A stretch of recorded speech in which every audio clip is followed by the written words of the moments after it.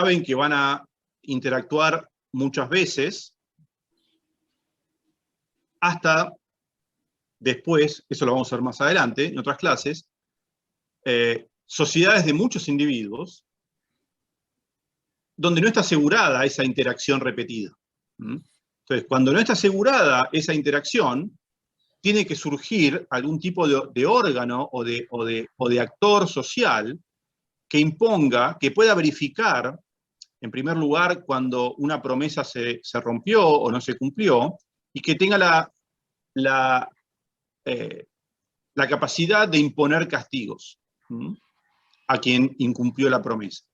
Entonces, eso lo vamos a ver más adelante, en una serie de trabajos que vamos a ver más adelante, cuando terminemos de ver los clásicos, pero voy a adelantar más o menos un poco por dónde sigue. ¿Por qué? Porque después quiero que lo vinculen con Hume, todo eso. Entonces, vamos a repasar, después les paso estas notas. Entonces, vamos a pensar un poco más en términos económicos, ¿no? ¿Cuál es el problema que Hume está tratando de pensar? Entonces, el problema inicial es, a ver si puedo... Ok. Entonces, ¿cuál es el problema de una sociedad? Digamos, primero, justamente, cuando hablamos de sociedad estamos hablando de integración de individuos, ¿no? De cooperación. Entonces, el problema para poder generar una sociedad, el problema que hay que resolver es de la cooperación de sus integrantes. Si hablamos de una sociedad, estamos hablando de algo que no puede funcionar coercitivamente, ¿no? Siempre estamos suponiendo que cada individuo tiene la libertad y la capacidad de abandonar la sociedad. Si no, estamos hablando de otra cosa, que sería una sociedad, por ejemplo, basada en la esclavitud o el poder de coerción que algunos individuos pueden imponer sobre otros participantes, pero eso no es la idea clásica de sociedad, ¿no? La idea clásica de sociedad es de que cada uno permanece en la sociedad de forma voluntaria. ¿Okay? Entonces, el problema que esa sociedad tiene que resolver es cómo logra que los individuos que la integran permanezcan en la sociedad, sigan cooperando entre todos. Entonces, otra cosa que hay que entender cuando se habla de sociedad es que no estamos hablando solamente de un grupo de personas cuando hablamos de sociedad. Por un lado estamos hablando de un grupo de personas, pero por otro lado estamos hablando de cómo son las reglas que van a regular el comportamiento de ese grupo de personas. No podemos hablar de sociedad sin hablar de esas reglas. ¿Se entiende? ¿Por qué? Porque por más que tengamos, a ver, un ejemplo muy si quieren, muy obvio. El mismo equipo de fútbol, el mismo equipo, los mismos integrantes, jugando de acuerdo a diferentes reglas, va a lograr una cosa o va a lograr otra. ¿Se entiende? Es decir, las reglas son algo igual de importante para entender el funcionamiento de la sociedad que quiénes son los individuos que la integran. Sí, alguien quería preguntar algo. ¿Alguien quería preguntar algo? Bueno, entonces, hay que hablar tanto de reglas como de individuos o personas. Aceite. Chicos, mutéense si van a estar charlando con, no sé, familiares o novios o algo. Digo, es fácil. Desmutéense cuando quieran hacer una pregunta. Si no, es como que... Aparte, digamos, acá quedan escrachados porque lamentablemente el que habla aparece el nombre. Ok, ¿se entiende? Porque si no generan una distracción que no tiene sentido. Entonces, desde un principio lo que estuvo claro para los filósofos o economistas es que el trabajo en equipo, o la división del trabajo, esto también lo vamos a ver obviamente en Adam Smith, genera beneficios individuales mayores al trabajo en situación de aislamiento, o lo que sería la autosubsistencia. Es decir, tomémoslo también esto como un dato, ¿ok? Si trabajamos juntos, Hume desarrolla alguna explicación de por qué esto sucede, pero tomámoslo como un dato, que si trabajamos juntos logramos mayor producto, mayor beneficios, un mayor beneficio en términos del grupo que tenemos, que si trabajáramos cada uno de forma aislada y sumáramos lo que producimos de forma aislada. Es decir, es mucho menor eso que lo que lograríamos trabajando en equipo. ¿Por qué? Bueno, después lo vamos a ver en Adam Smith. Hay ganancias de especialización, hay ventajas comparativas, ¿no? Si uno se especializa en algo, si uno tiene una habilidad mayor o un talento mayor para hacer algo, puede generar un excedente que otro lo va a aprovechar y a su vez el excedente que genera el otro lo va a poder aprovechar el que no tiene ese talento, etc. Esa sería la explicación como obvia de por qué el trabajo en sociedad genera más beneficios individuales que la autosubsistencia. A ver, y la explicación empírica es obvia, ¿no? Si esto no sucediera, no existirían las sociedades. Estaríamos todos viviendo en carpas de forma aislada, ¿eh? De forma aislados, quiero decir.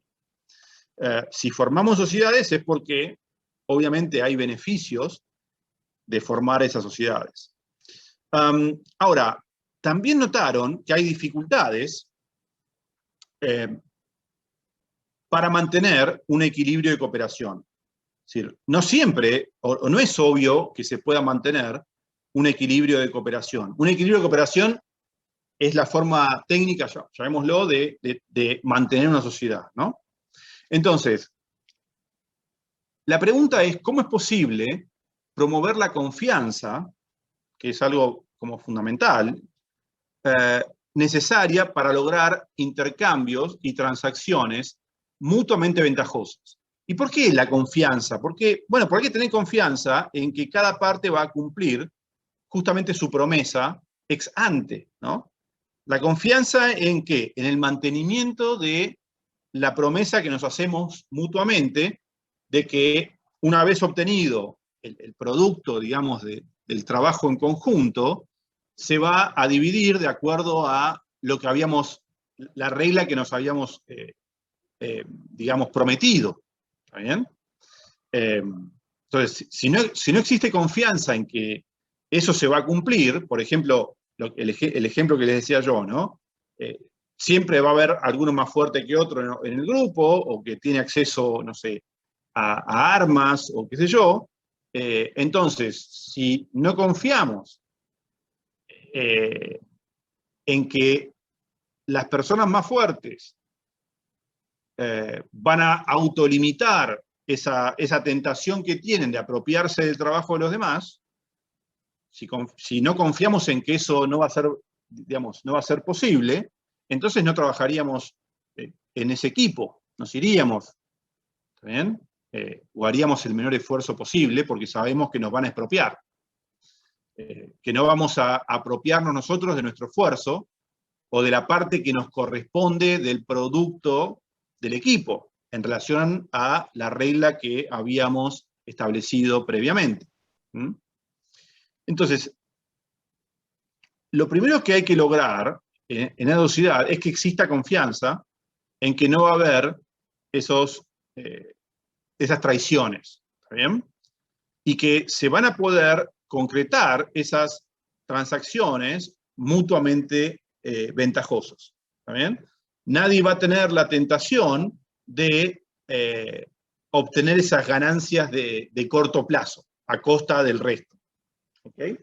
Bueno, esto era todo el problema que Hume, Rousseau, Smith describen como el problema de la cooperación social. ¿Está bien? y que tiene mucho que ver con términos que vamos a usar muchos economistas, que tienen que ver con expectativas, incentivos, amenazas creíbles y castigos.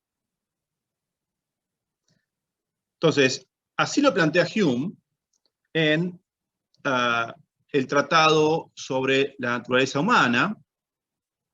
Él dice lo siguiente: bueno, dos vecinos, y fíjense, ya acá hablamos de dos, ¿no? Es importante esto, dos vecinos. Entonces, por un lado, estamos hablando de poca gente, en este caso dos, la mínima sociedad posible, ¿no? La mínima sociedad posible es de dos personas. Entonces tenemos dos personas, es decir, estamos pensando en una sociedad muy pequeña, la mínima posible, y después que son vecinos. Es decir, al ser vecinos, ¿qué significa esto? Bueno, que se ven todos los días, ¿ok?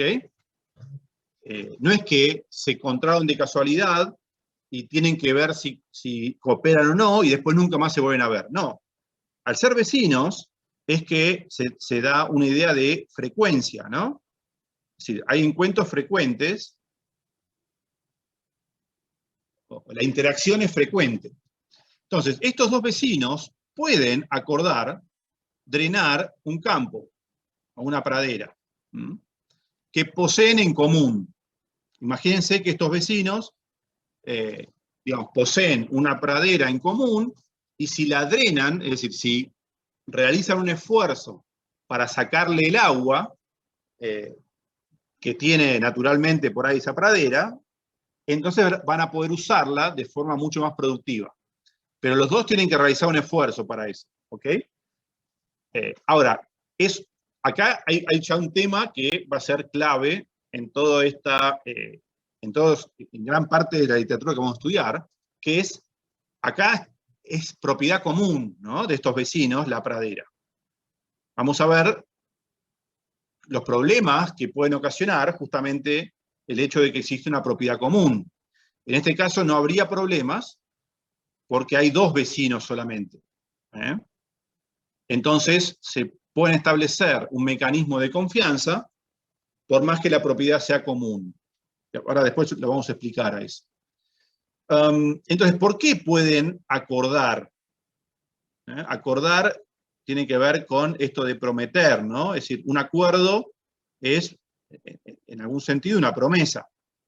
Nos ponemos de acuerdo en que vamos a hacer algo, pero el acuerdo es anterior al comportamiento, ¿eh? Implica una promesa de que vamos a hacer ciertas cosas. ¿Y por qué ese acuerdo se puede realizar? Bueno, y ahora dice, porque es fácil para ellos conocer lo que está pensando el otro, o lo que hay en la mente del otro. Y cada uno puede percibir que la consecuencia inmediata de que cualquiera de los dos incumpla su parte del acuerdo es que el otro abandone el proyecto. Esto es algo que es, ¿no?, uno lo podría sistematizar o lo podría modelar con teoría de juegos básica, ¿no?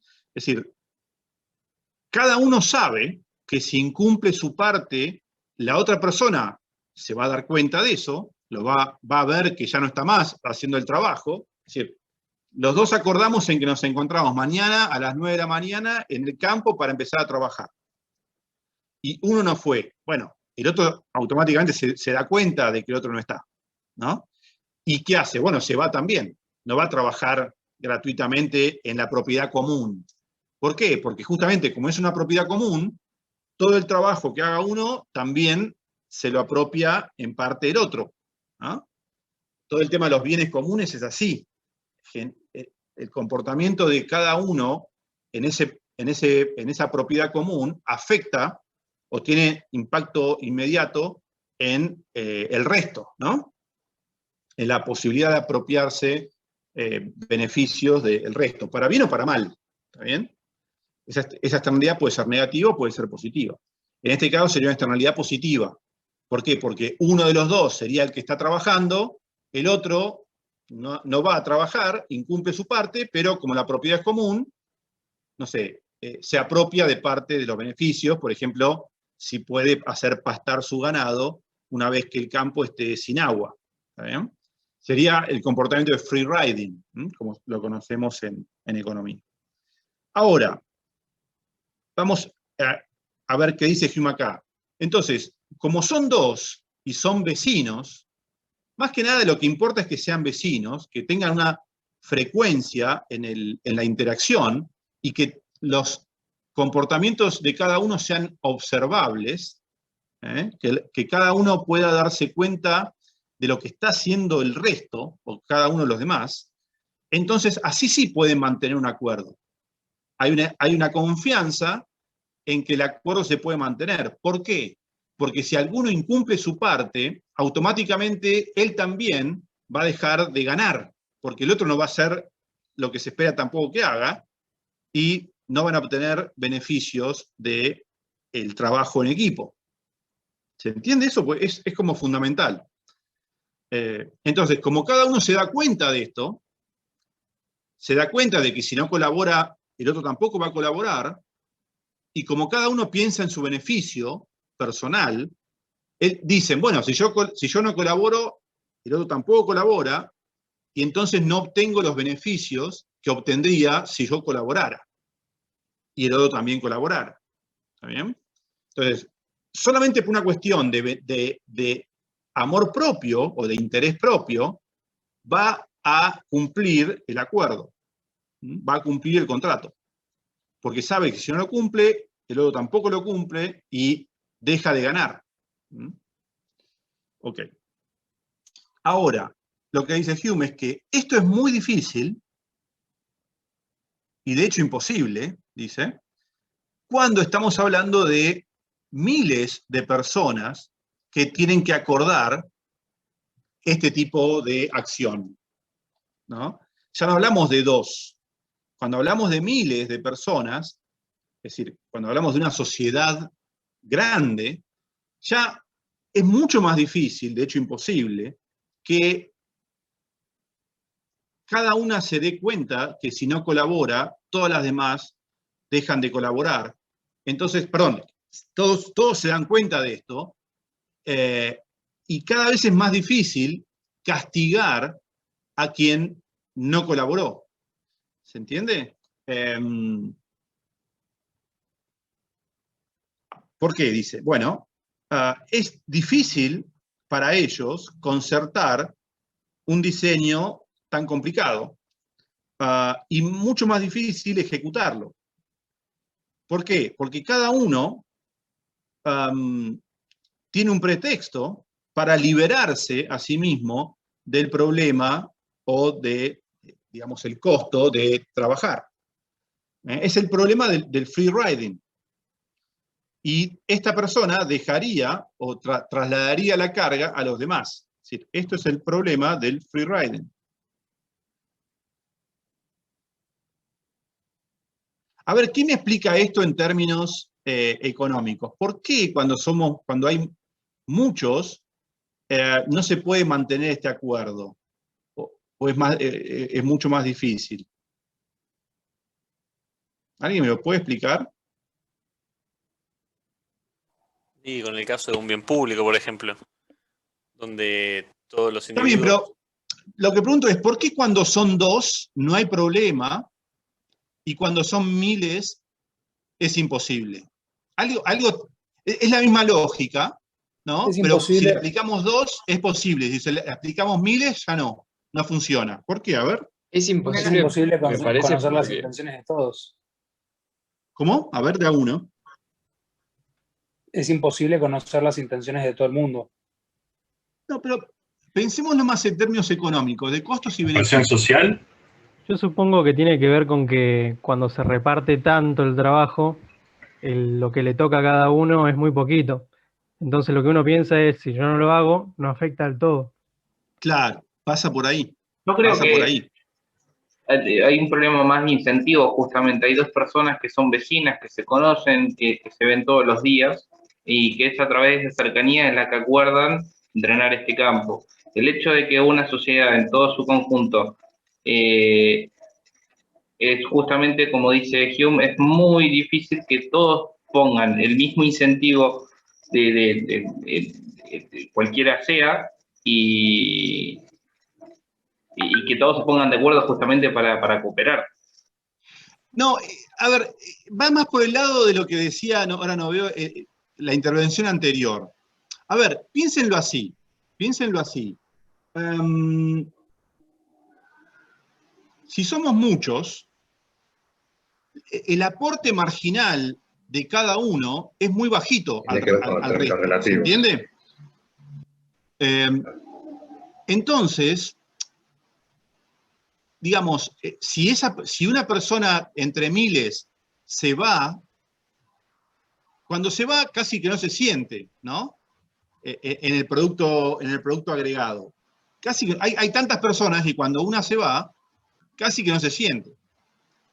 Ahora, este es el problema justamente de un equilibrio inestable. ¿Por qué? Porque todos van a pensar de esa manera, entonces todos van a decir, bueno, me voy o trabajo poco, total, si yo trabajo poco no se va a sentir tanto. Ahora, cuando una persona lo hace, es cierto, no pasa nada, y el resto no percibe que bajó el producto social. Ahora, pero como todos están teniendo esa misma idea, entonces todos van a dejar de trabajar y entonces no se va a producir nada. Es algo como muy loco, ¿no? A ver, piensen en esto. Imagínense que, no sé, están en una plaza y, son muchísimos. Hay 10.000 personas en una plaza. Y la regla es que nadie puede tirar un papel al pasto, ¿no? Esa es como la regla que nos autoimponemos. Nadie puede tirar un papel al pasto. Ahora, ¿cuál es el problema de eso? Es muy difícil estar controlando a ver si alguien tira un papel al pasto, porque somos miles en esa plaza. La capacidad de que alguien pueda monitorear eso es muy baja. Entonces, como sabemos que nadie va a estar monitoreando si tiramos un papel al pasto, entonces todos lo tiramos. ¿Está bien? Y la consecuencia es desastrosa. Entonces, es puramente económico el argumento. Si somos dos, es como que nos podemos autoimponer como un monitoreo, un castigo, o si uno se comporta de una manera, impacta mucho más en el conjunto, pues son dos nomás. Ahora, si son miles, que uno se desvíe del comportamiento que se le pide, como prácticamente no se nota, entonces todos saben que si cada uno se desvía no se va a notar, o todos presuponen que si se desvían no se va a notar, y todos se terminan desviando. Y se nota Por ahí muchísimo. no es que no se va a notar, sino que no se va a poder identificar. Claro, exacto. No se va a poder identificar, si querés. Ahí está. Yo no me quiero meter en cuestiones más técnicas, pero esto es un problema de monitoring, ¿no? De monitoreo. No se puede identificar, o es costoso, sí se puede, pongámosle, pero es costoso, identificar a ver quién tiró el papel. Se podría hacer, pero es muy costoso, no tiene mucho sentido. Entonces, como es más costoso que el beneficio que se obtiene, entonces todo el mundo sabe que no se va a monitorear, o no se va a identificar a quien se desvía, entonces todos nos desviamos. Piensen que hay un montón de ejemplos cotidianos de esto, ¿no? Un montón de ejemplos cotidianos. Sí. Una consulta, sí. Igualmente, ¿no dependería también como de la sociedad a la cual se aplica? O sea, qué sé yo, lo aplico al ejemplo, por ejemplo, en algunos países que no te controlan si pones la sube, por así decirlo, cuando entras al subte, o no te están controlando lo de los boletos y aún así la gente lo hace. Como si te llegan a agarrar, lo hace en el ponen... sentido de que se comporta bien, decís. Claro, como que sucede, o sea, lo hacen igual, sucede igual. Yo tengo un ejemplo para eso, que es... A ver, dale. En Suiza, si vos no sacás la basura a una hora exacta, te cobran una cosa así como 50 francos suizos. Entonces, claro, la gente, por más que no lo monitoree, lo saca igual, pero por cuestiones de que te agarran una vez y tener que pagar tanta plata, no tenés ganas. Entonces decís, bueno, lo saco por más que nadie me vea, porque me llegan a agarrar una vez y es un castigo tan grande que compensa el hecho de hacerlo rutinariamente. Sí, y aparte cada uno deben creer en que si te agarran te te castigan, ¿no? Pero incluso Hume está pensando en algo más todavía sin ley, ¿no? Sin esa instancia de el organismo policial o judicial que imponga castigos. Lo está pensando en términos de acuerdos muy básicos, en términos, digamos, de promesas que se hacen los individuos de un equipo. ¿Está bien? Muy básico. Todavía no existe ese organismo que va a imponer castigos o que se va a especializar en monitorear a ver quién no cumplió su parte y va a castigarlo. Acá el castigo sería en términos de que el resto, ¿sí?, se deja de comportar de acuerdo, es decir, si uno traiciona, da argumentos a que el otro también lo haga, ¿está bien? Ese sería el modelo que está pensando acá Hume. Fíjense, relean esta parte, ¿no?, que dice, cada uno conoce lo que el otro tiene en mente, ¿está bien? Esto es solamente lo que está, el supuesto que está poniendo Hume. Entonces, cada uno percibe que si él se desvía, el otro también se va a desviar, ¿está bien? No hay alguien que... El único castigo acá es dejar de ganar el producto que me tocaría si sigo en el equipo. Dejo de ganar eso. Que el costo de no hacerlo sería más alto. Claro, exactamente. Acá el único castigo es dejar de ganar lo que ganaría si trabajáramos juntos. No es que viene una instancia judicial y me penaliza, digamos, porque me desvié. Sino acá lo único es que yo me desvío, bueno, dejo de ganar lo que me tocaría si trabajara en equipo. Ahora, eso cuando son dos personas se puede lograr ese equilibrio de cooperación. Pero cuando son miles, no se puede, dice Hume. Justamente porque estamos hablando de la dificultad que hay en términos de, sabemos, cada uno sabe, de nuevo, ¿no?, cada uno percibe que si uno se desvía, no lo van a notar el resto, entonces sabe que le conviene desviarse, porque no lo va, es decir, le van a seguir dando la parte, le van a seguir dando la parte que le correspondería, si no se hubiera desviado, pero él se desvió, entonces se ahorra el trabajo y recibe lo que hubiese recibido si lo hubiera hecho, ¿está bien? Ahora, como todo el mundo va a hacer eso, es como un, digamos, equilibrio de Nash malo, ¿no? Como todo el mundo va a hacer eso, se va a comportar de esa manera, entonces nadie va a trabajar finalmente y nadie va a obtener el producto de trabajar en equipo. ¿Está bien? Ahora lo vamos a ver en términos de un juego. ¿Está bien? Bueno, esto lo dice Hume en 1739. ¿Ok? En el tratado, un tratado de la naturaleza humana.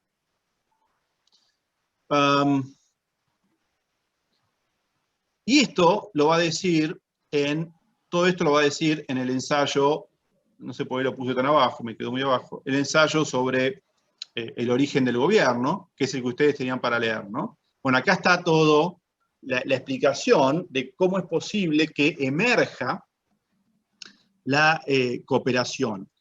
Entonces, fíjense, lo que está diciendo acá, Hume, es que en sociedades grandes no se puede mantener el equilibrio de cooperación sobre la base del contrato, digamos, social, ¿está bien? No se puede mantener ese equilibrio de cooperación. ¿Por qué? Porque hay un problema de free riding, ¿ok? Ahora, ¿cómo se resuelve ese problema de free riding en sociedades grandes? Bueno, instaurando un aparato de gobierno, por eso tiene que ver con el origen del gobierno, que genere o que administre y distribuya justicia. ¿Ok?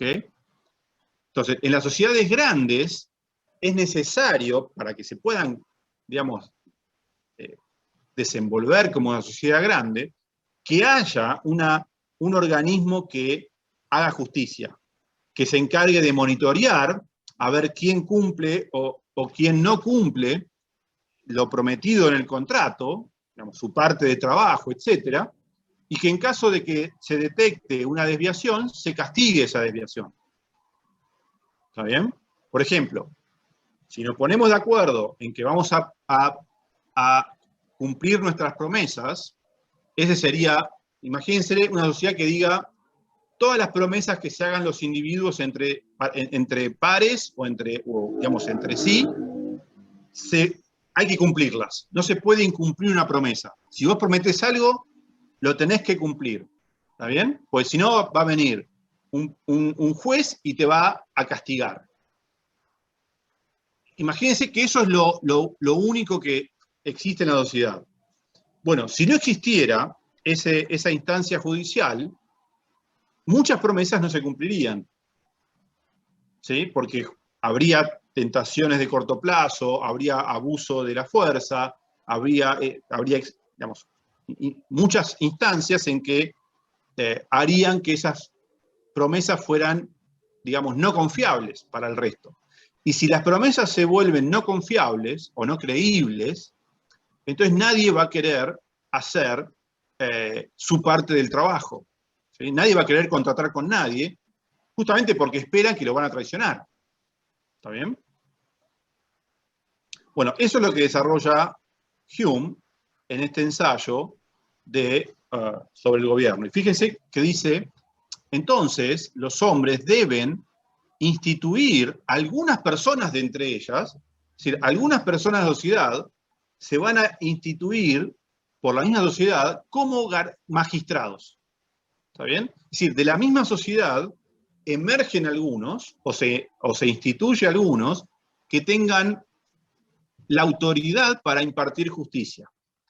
Entonces, claramente, una pregunta que podría venir, que alguien la hizo, es, bueno, esas personas que son los magistrados van a tener cierto poder de, por ejemplo, usar esa capacidad que se les da para beneficio propio, ¿no?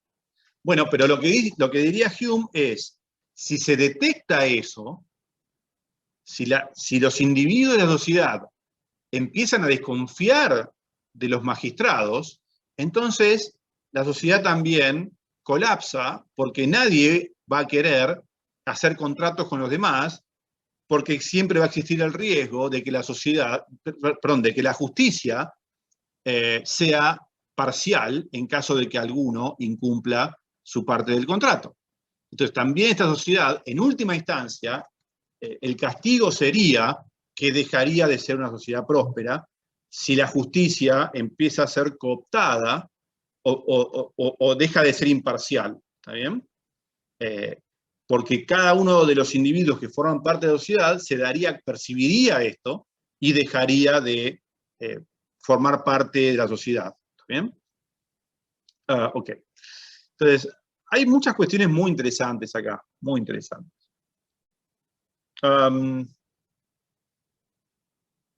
Bueno, entonces, un poco para terminar, y después si quieren hacemos preguntas, yo voy a formalizar estas ideas con el típico juego de cooperación. ¿Está bien? Entonces, pensemos, primero voy a tratar de explicar por qué Hume dice que dos personas sí podrían acordar un contrato. ¿Está bien?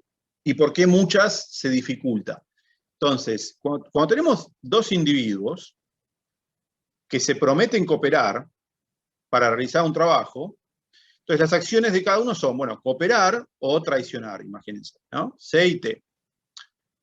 Ahora, la estructura de acciones y pagos es como la presento acá. Y es un juego de conocimiento común. Es decir, cada uno sabe todo lo que puede hacer el resto y los pagos que tiene el resto, para cada combinación posible de acciones. ¿Ok? Entonces, fíjense, si los dos cooperan, obtiene cada uno 2 y 2. ¿Está bien? Si los dos traicionan, lo que obtiene cada uno es 1 y 1. Es decir, claramente hay un beneficio de que los dos cooperen para cada uno. Es decir, lo que se lleva cada uno de la cooperación mutua es el doble de lo que se lleva cada uno si trabajan de forma aislada. Esto sería producto social bajo cooperación, y esto sería producto de autosubsistencia. Ahora, también es cierto de que el problema está en que si uno coopera y el otro traiciona, bueno, el que traiciona se termina llevando todo el producto social. El que coopera se lleva 0 y el que traiciona se lleva 4. Es como que, no sé, le roba todo lo que el otro produjo. Puede ser uno o el otro. Estamos suponiendo que es simétrico el juego, ¿está bien? Entonces, los dos saben esto, los dos conocen cómo es la estructura de este juego. Entonces, si el juego se juega una sola vez, ¿cuál es el problema? No hay nada más que no sea este juego, ¿está bien? Se juega una sola vez y no hay penalizaciones, no hay nada. Solamente se juega este juego. No hay otros jugadores, quiero decir. Entonces, el equilibrio de este juego es que los dos traicionen. ¿Por qué? Porque es la mejor respuesta, traicionar, a cada uno, digamos, de lo que puede hacer el otro jugador. Para cada jugador, la mejor respuesta es traicionar. Esto no sé, lo deben haber visto en juegos, me imagino, ¿no?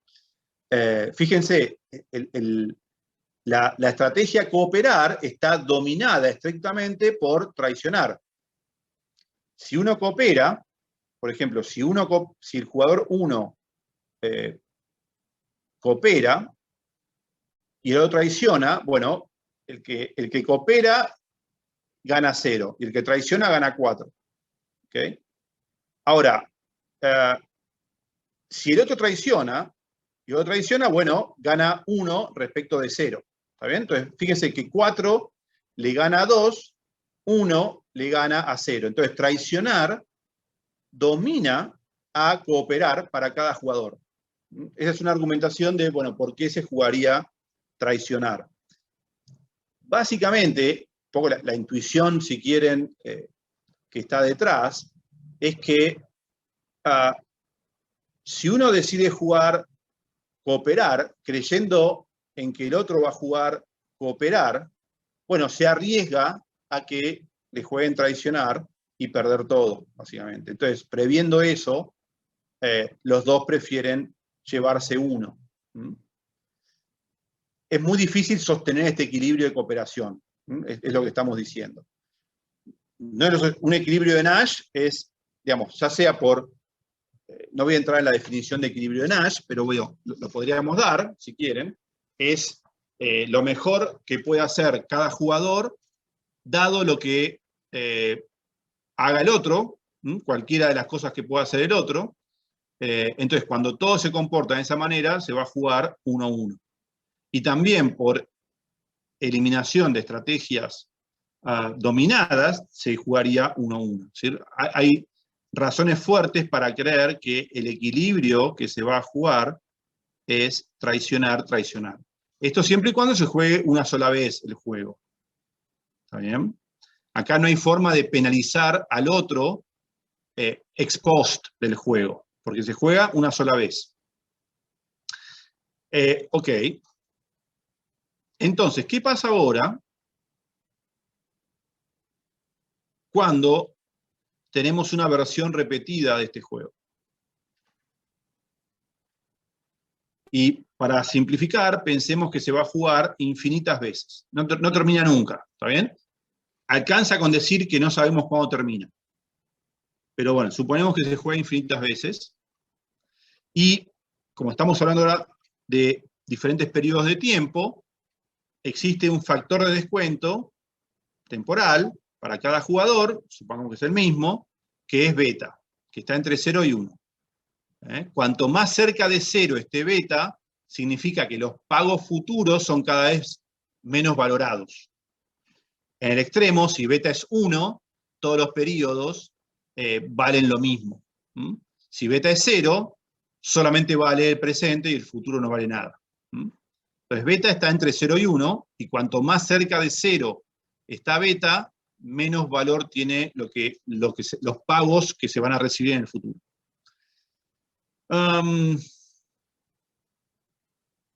Entonces, fíjense lo que pasa ahora. cada jugador no va a tener solamente en cuenta lo que recibe en el periodo presente, sino también lo que va a recibir en términos de los pagos futuros. Eso entra en la consideración de cuál es la mejor estrategia para cada jugador. Y esto es lo que puede generar el equilibrio de cooperación. ¿Por qué? Porque ahora existe algo que no existía en el juego de un solo periodo, la amenaza creíble que se pueden hacer los jugadores de decir, bueno, mi estrategia es coopero mientras vos cooperes. Ahora, si vos dejás de cooperar, yo dejo de cooperar. Esa puede ser una estrategia. Hay muchas estrategias que podrían pensar. Esa puede ser una. Ahora, esa amenaza es creíble. ¿Y por qué es creíble? Acá hay que entender por qué es creíble. Que sea creíble, en términos económicos, significa que lo que me dicen que van a hacer, le va a convenir hacerlo a esa persona que me está haciendo la amenaza.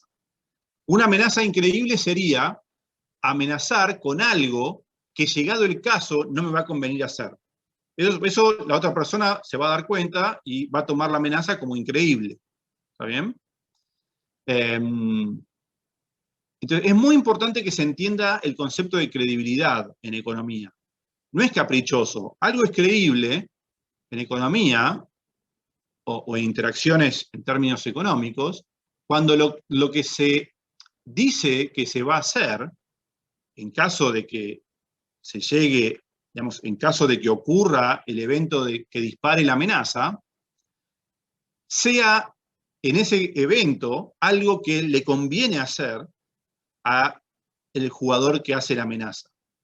Porque si llegado ese evento al jugador no le conviene llevar a cabo la amenaza que dijo que iba a hacer, entonces esa amenaza no es creíble y entonces nunca se va a efectuar y la otra parte sabe eso, entonces se va a comportar como si la amenaza no existiera.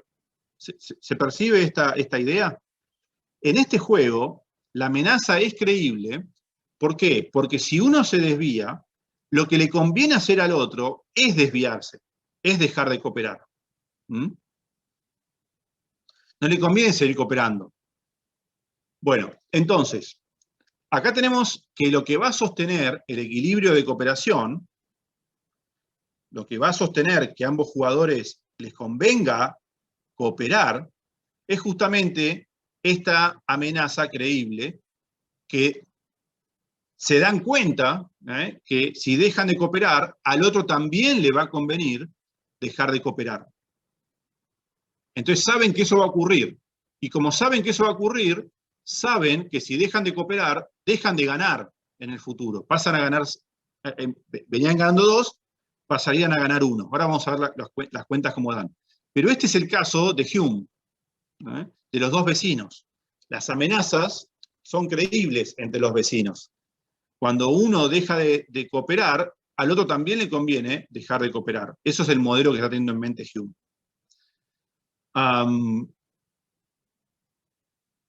En cambio, en la sociedad de Miles, cuando uno deja de cooperar, cuando uno solo deja de cooperar, al resto no le conviene dejar de cooperar.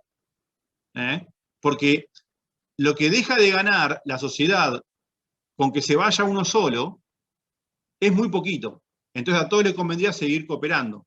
Entonces la amenaza no es creíble. Ahora, como todos van a dejar de cooperar, no se puede mantener el equilibrio. Es como muy interesante, muy sutil. Después lo podemos pensar a este mismo ejemplo en el caso de llevar a interacciones entre muchos jugadores, ¿no?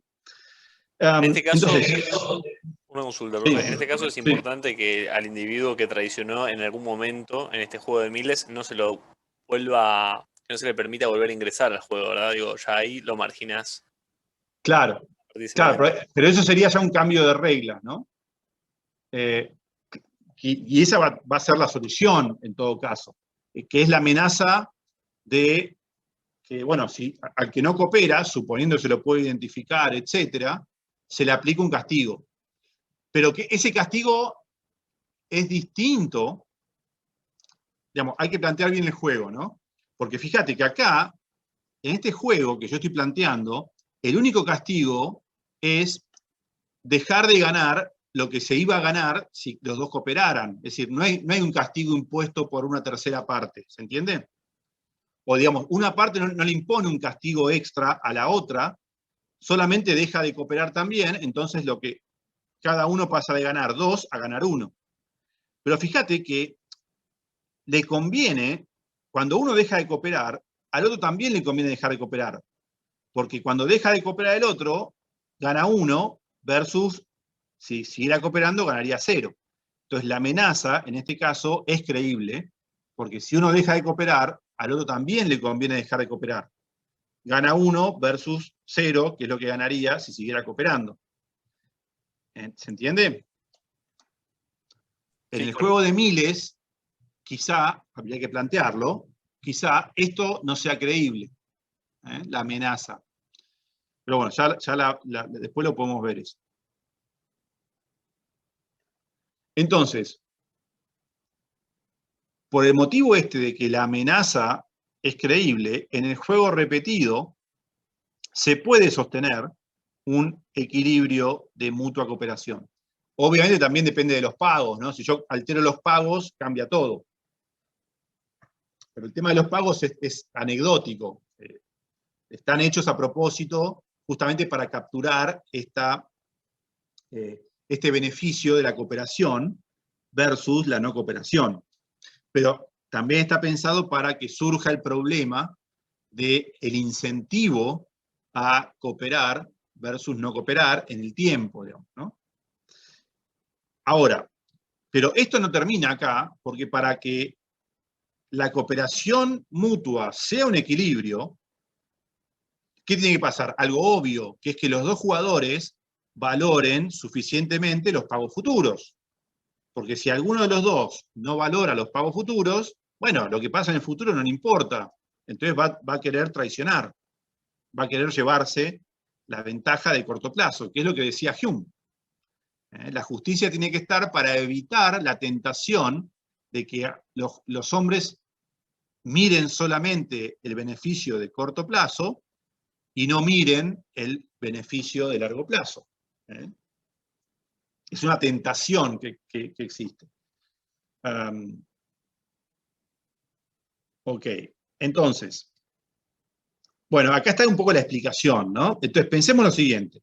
Si un jugador que está cooperando decide dejar de hacerlo, estamos pensando en que pasamos de un equilibrio de cooperación a una estrategia que dice, bueno, estoy cooperando y vos también, a qué pasa cuando hay una desviación de alguna de las partes, ¿no? Esto es una metodología para ver si hay un equilibrio o no. ¿Bien? Cuando vemos qué pasa si uno se desvía de un comportamiento. Entonces, si están los dos cooperando y hay un desvío, es decir, alguno de los dos decide dejar de cooperar, el que gana es el que decide dejar de cooperar, que gana 4 en el presente y 1 en el resto de los periodos. ¿Por qué? Porque cuando el otro se dio cuenta que lo traicionaron, deja de cooperar, entonces los dos pasan a recibir 1, que es en los pagos de no cooperar. ¿Bien?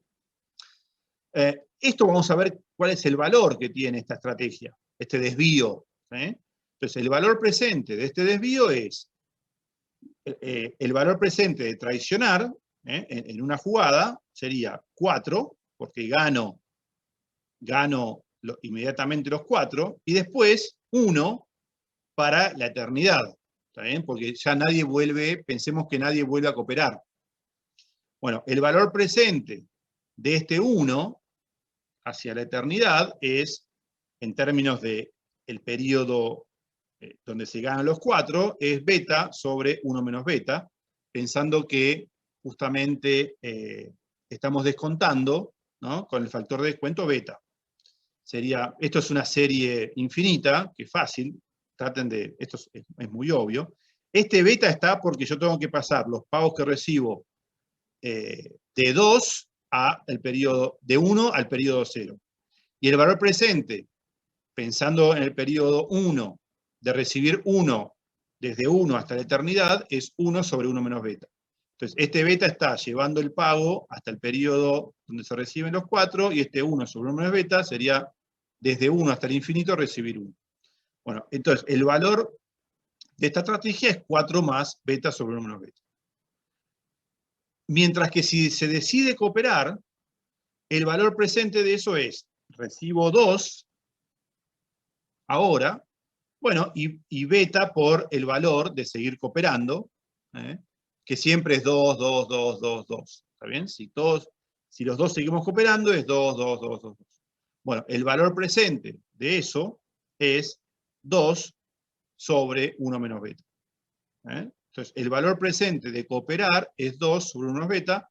El valor presente de traicionar es 4 más beta sobre 1 menos beta. Entonces, ¿cuándo un jugador cuándo a un jugador va a convenir cooperar? Bueno, cuando el valor presente de traicionar es menor que el valor presente de cooperar. Cuando si yo coopero gano más en términos de mi valor presente, de todo lo que voy a ganar en el futuro, respecto de lo que ganaría si traicionara. Fíjense que hay un trade-off acá, ¿no? Porque si yo traiciono, gano 4 en el presente versus 2 si cooperara. Pero después empiezo a ganar 1 si traicionara versus 2 si cooperara, ¿no? Entonces, ¿qué convenga hacer? Va a depender del factor de descuento, justamente. Entonces, fíjense, la condición de que cooperar valga más que traicionar es esta, de que el valor presente de cooperar sea mayor que el valor presente de traicionar. De acá despejo beta, ¿para qué valores del factor de descuento? Eso se verifica, y es un beta, para los pagos que puse en este juego, mayor a 2/3. ¿Qué quiere decir esto?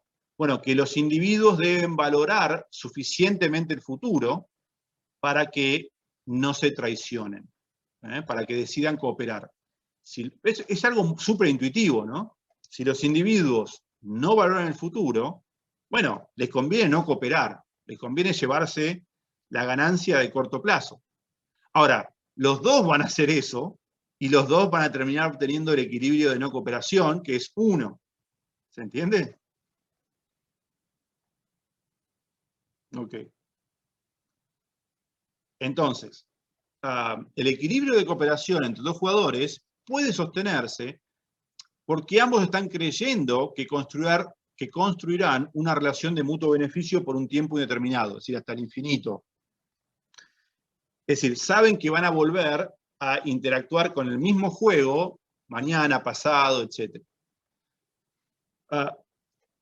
Pero el problema está en cómo sería posible sostener equilibrios de cooperación entre individuos que no piensan volver a verse frecuentemente en el futuro. Si todo este equilibrio de cooperación, dado un factor de descuento suficientemente alto, es decir, dado individuos que valoren lo suficientemente el futuro, existe o se puede mantener porque sabemos que vamos a estar interactuando los mismos individuos por un tiempo muy largo.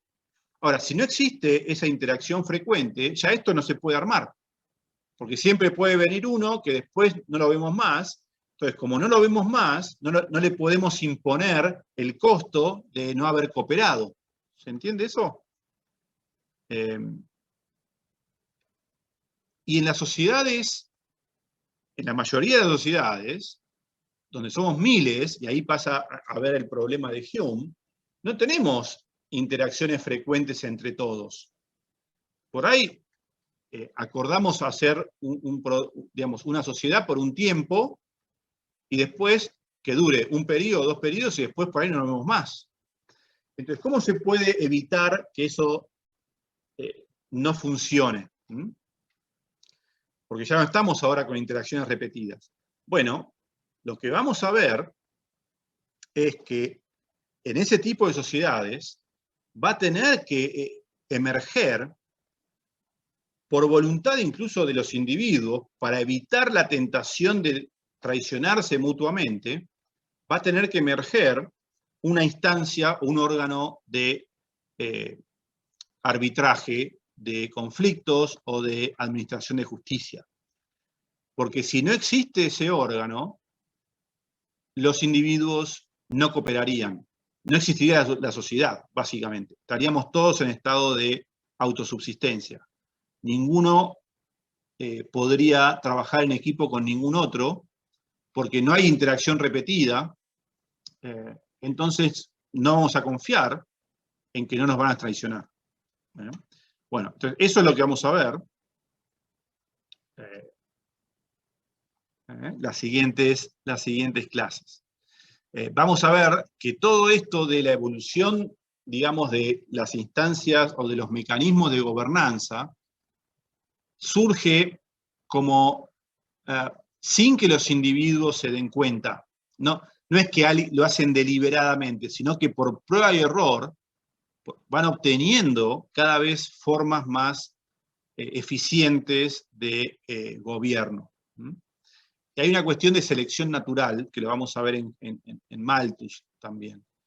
Aquellas sociedades que no logren estos mecanismos de gobierno van a tender a ser mucho menos prósperas que las que sí lo logren. Entonces van a ser, o bien, digamos, copian las instituciones de las sociedades más prósperas o pierden en esa competencia entre sociedades. Entonces, hay una cuestión de selección natural de instituciones, va a decir Malthus. Después lo vamos a ver. Y después vamos a ver todos estos papers, muy importantes, pero mucho más actuales. Primero vamos a ver Alchiam y Denset del 72, que usa un razonamiento similar para explicar cómo emerge una empresa, una firma, digamos, una organización económica, que puede tener distintas formas jurídicas. Esto es un paper súper interesante, muy influyente. Y después vamos a ver estos otros que explican cómo emergieron en la historia económica sociedades que pudieron, digamos, o cómo emergieron sociedades sobre la base de tener o de haber constituido o instituido órganos de gobernanza que impartieran justicia. Que sin eso no podrían haber prosperado en términos comerciales. Entonces vamos a ver estos tres papers que hablan justamente de eso, y lo formalizan en el argumento, es decir, explican un poco cómo se dio en la historia, tiene que ver en términos históricos con las sociedades de comerciantes, los gremios de comerciantes, y en términos económicos los formalizan con juegos, con la racionalidad que da teoría de juegos. Entonces, bueno, vamos a ver eso. Y después probablemente podamos ver algún otro, un capítulo de un libro muy interesante de Dixit, que toma justamente estas ideas, y él habla de un concepto de lawlessness. ¿Sí? Sí, creo. Economics. Es decir, la economía en ausencia de leyes o de legislación. Sería un poco la traducción. Es decir, y esto es algo súper interesante, porque el argumento es que no es necesario, quizá, para que exista, para la organización económica, que exista como, no sé, un poder judicial estatal. Se pueden dar pequeñas organizaciones económicas a partir de pequeños órganos de gobierno privados. Y por ejemplo pone uno de los ejemplos es la mafia, ¿no? Cómo la mafia puede generar un órgano o un mecanismo de gobernanza que haga que los individuos confíen en, o que puedan organizarse de alguna manera. Claramente, en el caso de la mafia, ese órgano de gobernanza o de justicia se va a extraer un montón de renta del resto de los individuos. Pero que si no existiera, los individuos no podrían asociarse o hacer contratos entre sí. Y es también muy intuitivo esa idea, ¿no? Es decir, si existe una persona que se constituye, que nos promete, digamos, protegernos contra otros en caso de que nos traicionen, bueno, vamos a estar con la confianza de que alguien nos va a proteger. Claramente, ese protector no lo va a hacer gratis a eso, nos va a querer extraer toda la renta posible. Entonces, bueno, es interesante cómo Dixit formaliza el caso de la mafia como un organismo de gobernanza privado. Bueno, entonces ese es un poco, bueno, acá esto después lo vamos a ver, pues esto ya es a partir de estos trabajos, de North, Milgrom, ¿no? North, premio Nobel por economía de las instituciones, con enfoque histórico, Paul Milgrom también, por teoría de subastas, básicamente, pero podríamos generalizarlo a teoría de contratos. Bueno, todos papers y autores súper interesantes. Creo que les va un poco, la idea que yo tengo de este curso es mostrarles esta literatura. Bueno, esto después lo vamos a ver. La idea es cómo se puede lograr equilibrio de cooperación en grandes sociedades, ¿no? Que es el problema ese que planteaba Hume. ¿Cómo es posible, que él decía que no era posible sin un órgano de justicia, un equilibrio de cooperación en grandes sociedades? Y es así, de hecho, tiene que haber algún tipo de organismo de justicia o de arbitraje para que exista la cooperación en grandes sociedades. En el mejor de los casos, eso lo va a hacer un buen gobierno, y en el peor de los casos lo puede hacer una mafia, pongámosle, o una instancia privada, que va a extraer mucha más renta eventualmente de esa cooperación de los demás. Eso lo podemos ver después, es súper interesante. Bueno, espero que hayas entendido cuál es la motivación de esto. Lo que vamos a ver la próxima clase es, después podemos volver a algunos de los ensayos de Hume, pero este a mí me parece súper interesante para entender todo el tema de esta teoría de la gobernanza que yo quiero, o de las instituciones, que yo quiero desarrollar en particular este año. Después vamos a volver al ensayo sobre el comercio de David Hume, y vamos a ver el ensayo sobre la balanza comercial. Pero bueno, yo hoy les quería contar un poco esta idea del origen, de cómo se puede, digamos, cómo se puede justificar esta idea de la cooperación social, ¿no? Del origen de las sociedades, podríamos ponerlo en términos ambiciosos. Que es el gran problema que van a tener en mente los economistas clásicos como Hume o Adam Smith. Bueno, después les paso entonces estas notas. ¿Alguno quiere hacer un comentario o una pregunta? Yo tengo una pregunta de lo de recién. Entonces, la idea es, Hume, seguimos viendo los textos de Comercio y Balanza en otra clase, y la siguiente vamos a seguir profundizando sobre esta idea y esta problemática, ¿no es cierto? A ver, en términos concretos, el viernes próximo van a ver a Adam Smith, porque yo no tengo que dar otro curso y van a tener la clase con Guido Sánchez, muy probablemente, y si no están los videos que él hizo para años anteriores. Después les vamos a decir si va a haber clase así sincrónica o con videos. Pero van a ver a Adam Smith. El próximo martes vamos a terminar de ver Hume, y si es necesario, terminar de ver también a Adam Smith. Después vamos a seguir con Malthus, Ricardo y el resto. ¿Está bien? Y respecto a lo de Adam Smith, por si queremos ir, aunque sea pisqueando. Sí, están ahí en la bibliografía, los capítulos que se ponen en la bibliografía.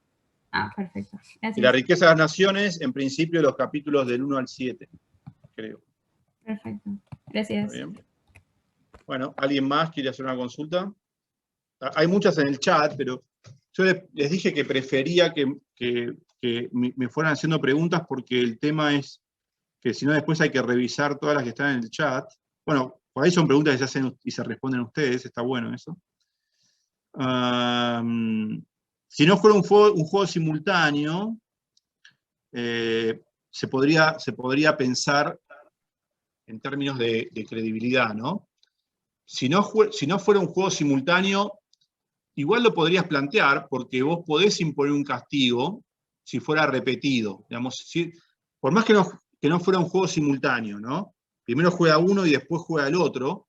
Si eso es de una sola vez, claramente no funciona la cooperación porque el que juega segundo tiene incentivos, en todo caso, a aprovecharse de lo que hizo el primero, y el primero sabe eso, entonces se va a comportar de forma óptima para él, previendo que el otro lo va a traicionar eventualmente. Ahora, si vos tenés eso repetidas veces, vos podés asociar tu estrategia, porque hay un tercer pedido donde vos podés castigarlo si el otro tipo te traicionó en el juego digamos, dinámico. Sería distinta la estructura del juego, pero parecido en términos de conclusiones. Ok, y si fuera de una sola vez el juego, ahí es interesante, por lo que tiene que haber, justamente es unas reglas, en todo caso, o instituciones, que eviten el comportamiento oportunístico del que juega segundo. Eso es algo muy, muy usado en política económica, ¿no? Suponete que el gobierno es una de las formas de interpretar la política monetaria, ¿no? La curva de Phillips. Suponete que el gobierno te dice, no sé si escucharon me meto en política argentina. No sé si escucharon la entrevista al ministro de Economía anoche, pero hay un problema de este tipo. El gobierno dice que quiere ayudar a coordinar expectativas de los agentes económicos, ¿no? Básicamente en las paritarias, para que traten de negociar paritarias previendo una inflación baja, ¿no? Entonces, ¿qué tiene que decir el gobierno? Para que el sector privado,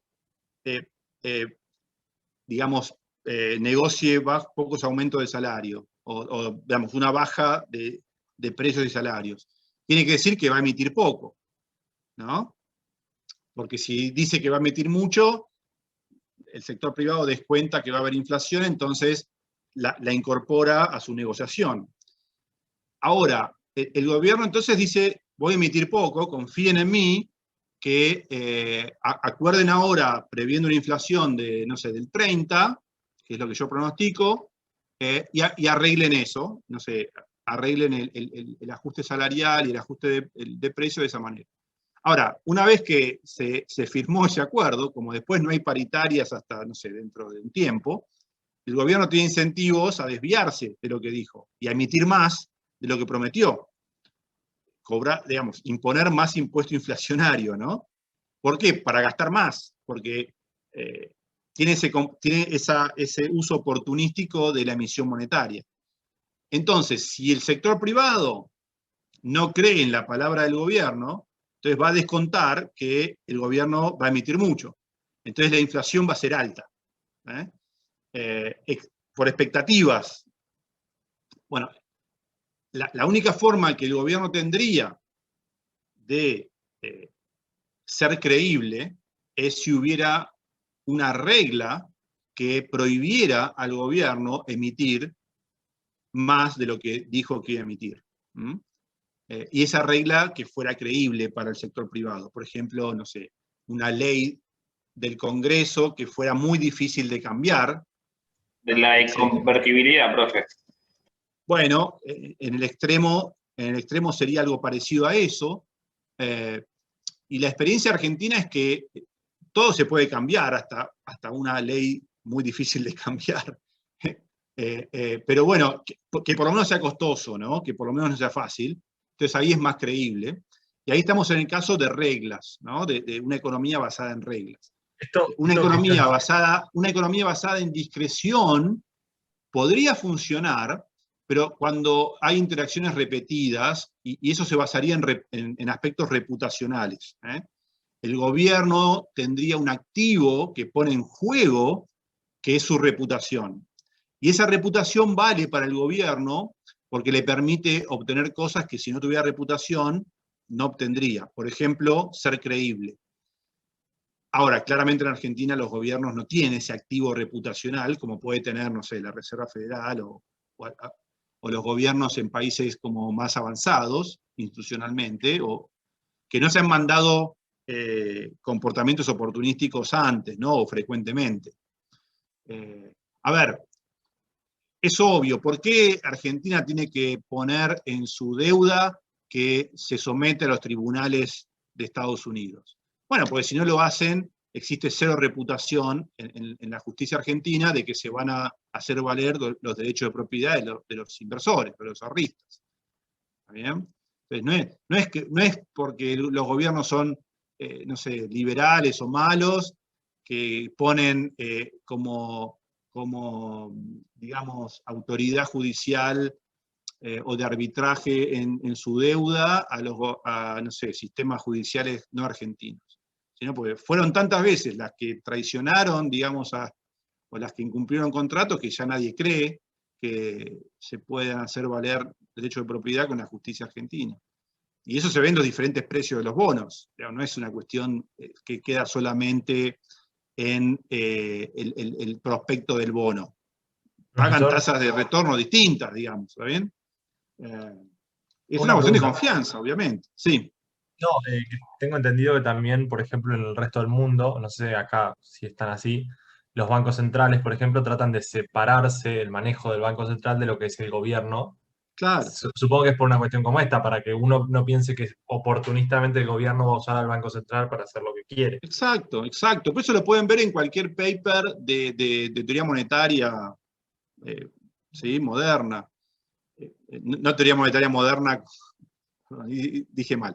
De teoría monetaria mainstream actual, digamos, ¿sí? O de libro de texto.